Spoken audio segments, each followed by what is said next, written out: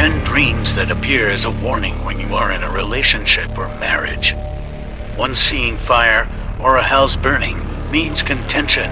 Your house represents your life, so if it's burning it means there will be contention in your life. 2. Seeing rotten, green or unripe fruits means disappointments. When you dream of ripe fruit it means blessings, so when you dream of rotting fruit it's the opposite. 3. Dream of an KD-ness, especially if you dream of you and your partner in it. In some cases, you will see your partner leading you outside in a KD. This means that the relationship will lead to disgrace and shame. This can be in the form of fighting, etc.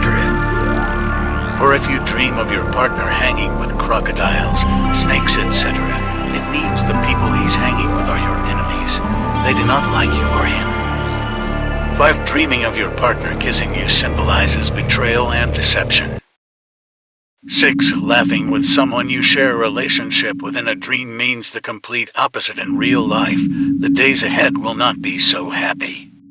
7. If you dream of your partner putting someone in his/her car, it means that there is someone new in his/her life. A car represents your life's journey, so if your partner has someone else in his/her car, someone else is accompanying them.